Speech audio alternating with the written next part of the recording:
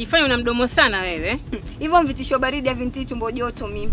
Tusema nini? Nakwambia umenisikia. Yaani pia nakushangaa. Wewe ni mama ina gani? Mtoto wako yuko pale yuateseka, lakini wewe uko tu. Mume wangu, nimevumilia lakini acha nikwambie nitoke. Ongea tu na kusikia. Ulichokifanya juzi hakikunifurahisha. Mke wangu. Ile kwa tu ni hasira. Na unajua kuna wakati alinidharau sana. Wewe mwenyewe unajua jinsi gani mimi ninavyokupenda.